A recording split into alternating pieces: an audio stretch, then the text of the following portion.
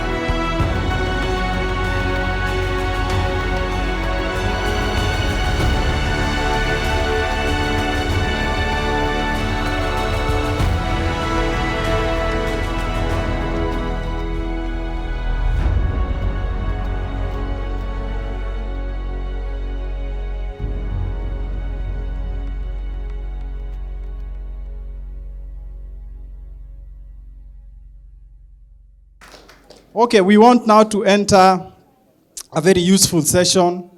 My encouragement to you in this session is, please, if you have a notebook, take it out, because you'll be educated.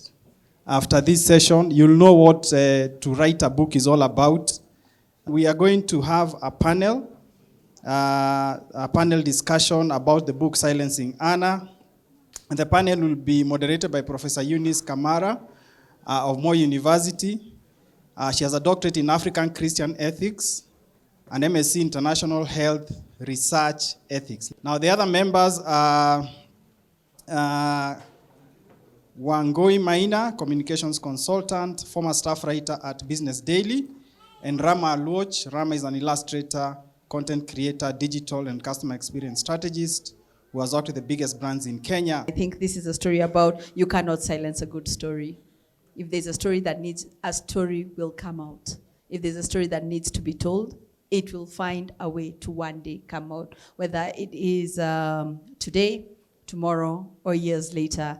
To our audience, we are saying you cannot silence Anna. There is an attempt to silence Anna, but you can't silence Anna. Because once it's time for a story to come, that story must be told. And you can tell that to yourself. You are Anna. You are Anna, yourself. So think about the challenges that you go through. They are more or less the same challenges that are shared here. These ones are shared in the context of a person's life and experience in traditional media. But you also have experience wherever. Every one of us have our experience. So there is no silencing Anna. And let's see how we grow ourselves, grow our identities until we close over, leave fear behind, and get to the other side of success. You can silence the body, you can silence the mind, but you can't silence the spirit. That's what Anna tells us. Her spirit kept pushing her until she did it. For someone to have 6 books with more than 1,000 words, published is not a mean feat. It takes a lot, because you have to jump over imposter syndrome 6 times. You have to meet resistance 6 times, and then from there you have to write and write and write until you're out of words. So I think it's commendable.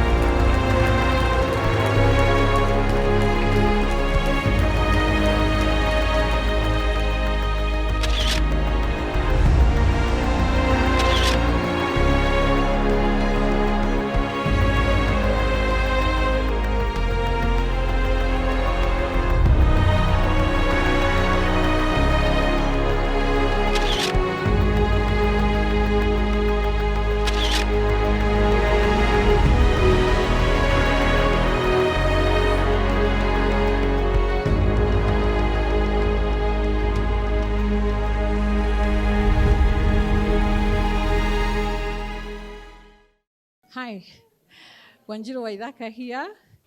Thank you so much for everybody who's come here to honor us on this special day of my book launch and, of course, Mom's birthday.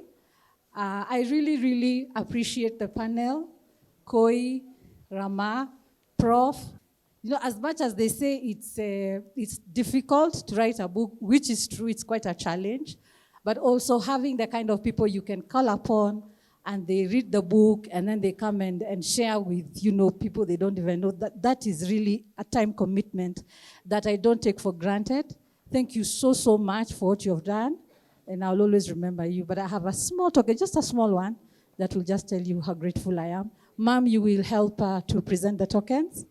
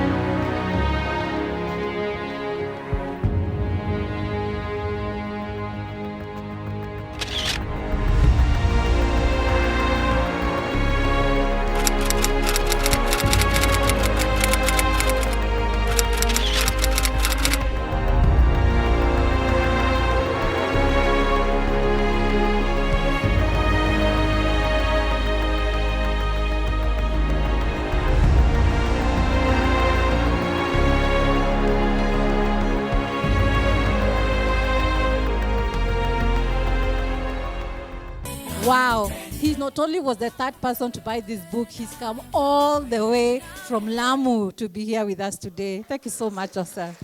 I appreciate it.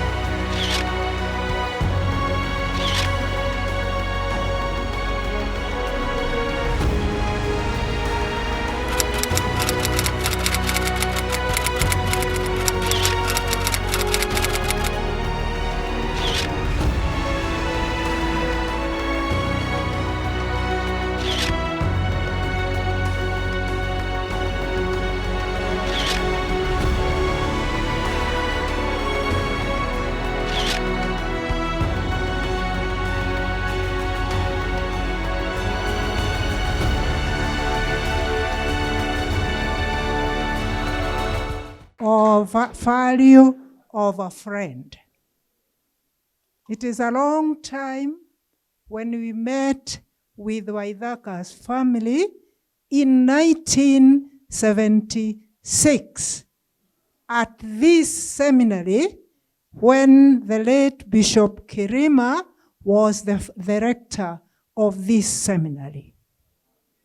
And I want to thank God today that we are able to come back again here to thank him for Mrs. Waithaka, 73 years, and to thank God for our friendship, because I believe all of you are a friend of Waithakas. True friendship is like a sound health. And the value of it is not known until lost. This is a friend indeed.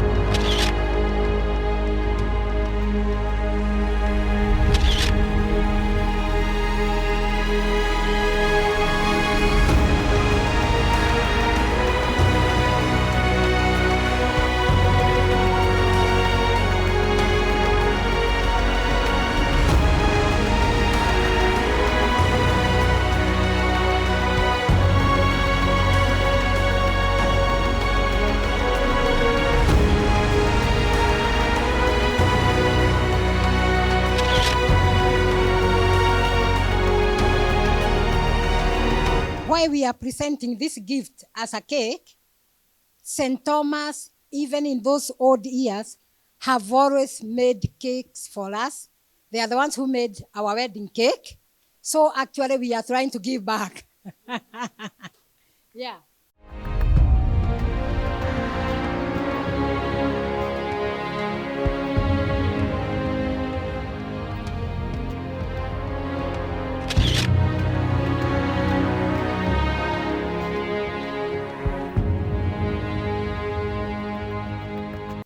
In the end, I met Mr. Martin Waithaka, whom I got married to, and that was 1971.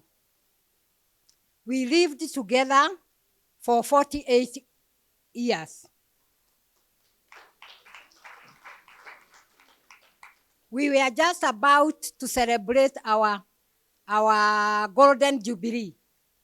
But God had also his plan, because he decided, before the golden jubilee, he decided to take Mr. Waithaka.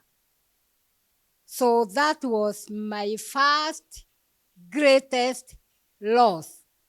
2019 is when I was to celebrate my 70th birthday. So the children whom you saw here, they wanted to celebrate my 70th birthday. But I told them, it's just 1 year. I have not even finished mourning your dad. I cannot celebrate. So, as I kept talking to God, asking him why, I was crying day and night.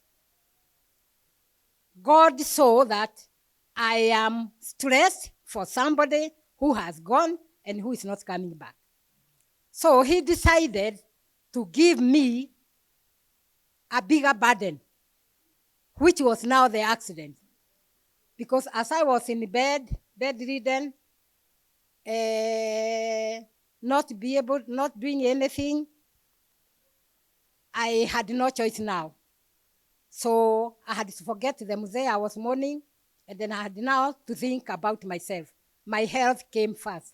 So I have always tried to analyze that accident, and I have seen it's God's doing so that I'm able to move on. And that is what happened. This was very painful,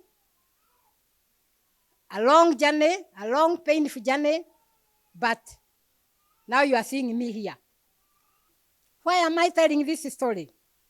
I started by saying this accident was godly, because, as I said from the beginning, I did not think I would have life without Mzee. And you know also God hates those smaller gods of ours. God wants a God who is sincere, a God who is faithful, not like the panel said, a spiritual God.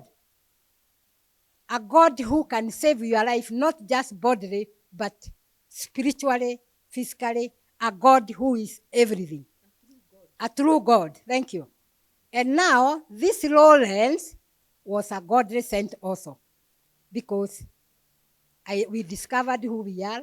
I discovered also who, after healing, I discovered who I am, and I have life to move on.